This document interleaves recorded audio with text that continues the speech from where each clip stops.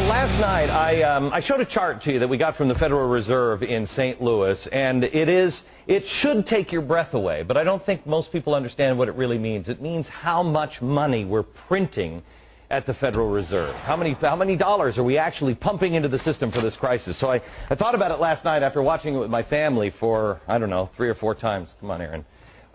And I watched it with my family, and they said, Dad, I don't even know what that means. What does that mean? So I thought, there's another way that I could show this to you. There's another way that at least Al Gore did it with a slideshow. Now everybody thinks that that's true. So why don't we show you some true stuff on the slideshow? And actually, because, you know, we're a 5 o'clock show, we're cheap, we had to go borrow Sean Hannity's set. So we're going into Sean's. Shh, we'll be very, very quiet.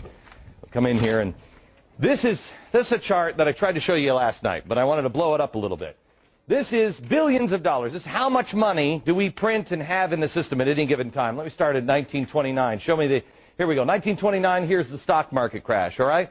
Now, if you see, we were on the gold standard, so we couldn't print much more money. We had the stock market crash, but we didn't do all of the stuff that we're doing now, just printing money. Go ahead, step to the next thing.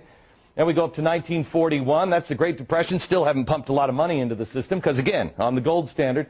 Then we have World War II, and we take this all the way to 1965. You'll see it comes up. We had 2 wars. We had World War II, and we also had the Korean War. In 1965, we were having the Vietnam War. But here's where it gets sticky, because we had all these wars, and we tried to dogpile on with the Great Society. Well, how are we going to pay for all that? Well, in 1971, Richard Nixon says, why don't we get rid of the gold standard? So that way, we can just print whatever we want. But we promise the rest of the world, oh, no.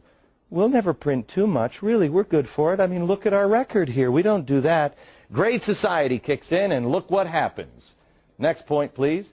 Look how we've devalued our money. This is up until 2000 when we have the Y2K scare, where everybody's like, bury your food and grab your cash. The computers are going down. That's why the government put this little spike here. If you see that little spike, goes up because they just dump a lot of cash into it, and then they bring it back in. They pull it back in. But it's difficult to pull things back in, especially when you have a horrible event like 9/11. Next stop is 9/11. You'll see it's just a little spike back up just a little bit. Remember how everybody was freaked out that the world was coming to an end? Do your patriotic duty. Go spend. Go out there and get into the stock market. Well, we did. And then this is the kind of spending we get. As you see here, the federal bailout's just about to begin. We're in, let me get into my Al Gore machine. Oh, it's a real inconvenient truth now, isn't it, Al?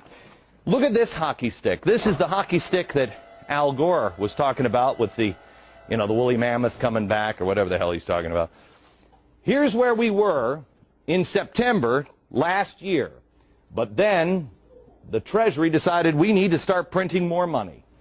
This hockey stick should take your breath away. This is devaluing our money. You know, Al Gore said, global warming is not a political issue, it's a moral one. Thomas Jefferson said, doing this to our children is immoral. And I agree with him. We have pumped all of this money in and devalued our money. How is it not going to be worthless? This has never, ever been done by anybody ever before. Please share this video with everybody you know, all your friends. Please go to foxnews.com/Glenn Beck. We're going to make this available for you. Pass it on to your friends. This is real trouble. Not in 1,000 years. Perhaps in the next year.